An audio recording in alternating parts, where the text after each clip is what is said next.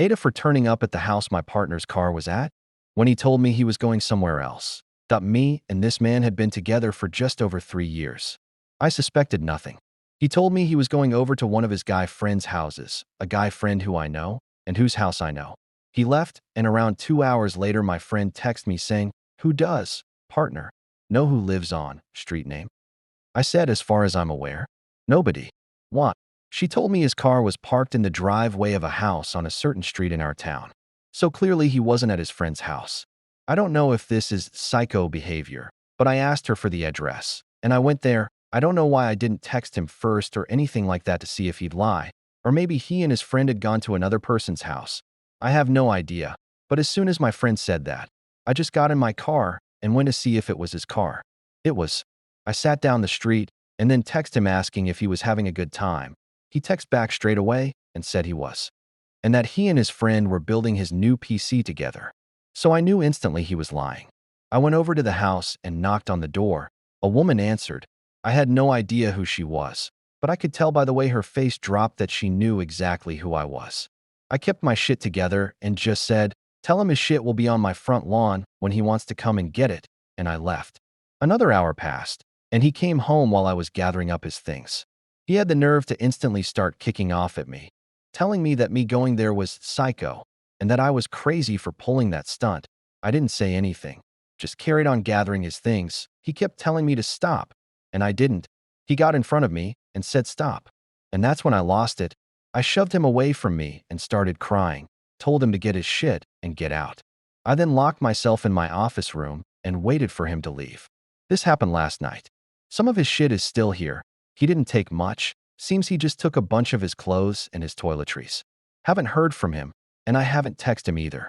But was I the A*** hole for turning up to this house he was at? Thought I'd give a small update. He texted me late last night asking if we could talk. I said no. He showed up at my house at 7:30 this morning to get more of his things. He was quiet, and then asked again if we could just talk for a minute. I told him to say what he needed to say. He said sorry, LOL, and proceeded to tell me that he was going to tell me. Turns out he's been seeing this girl for the last 4 months. He said he wasn't happy in our relationship, but wouldn't give me any good reason why. So my guess is that he literally just got bored of me after 3 years. This girl is a lot younger than me. So that's another reason why I think he decided he wanted her more than me, even though he gave no signs that he was unhappy. When I say I didn't suspect anything, I mean that. I told him that if he was unhappy, he should have broken up with me, then started seeing this girl instead of cheating on me. He said it was complicated. In regards to people saying and questioning in the comments why my friend would even bother texting me asking why my partner's car was parked in the drive of some random house, I don't know what to tell you. We live in a fairly small town. She happened to be driving down this street because she was delivering something to someone's house, because she was selling something on FB Marketplace, and she clocked his car. He has a unique colored car, and just decided to ask me who he knew who lived on that street. I don't think that's too odd of a thing to do, personally, especially with us living in a smaller town. It was dumb on his part, if anything. To those questioning, did I really not suspect a thing?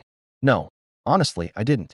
His friend, who he said he was going to visit, is someone he visits often and always has in our relationship. This guy friend of his best friend, it turns out knew he was fucking around with this girl. So he's another D***keckhead. I don't know why I instantly went over to this house. It was nothing to do with me subconsciously suspecting he was cheating. I literally didn't have a clue. I just did what I did on pure curiosity alone, because in that moment, it was clear he'd lied to me, because he said he was going to his boy's house, and he obviously didn't. If you enjoyed this story, please subscribe to my channel. There are many great stories for you on my channel. Thank you for watching.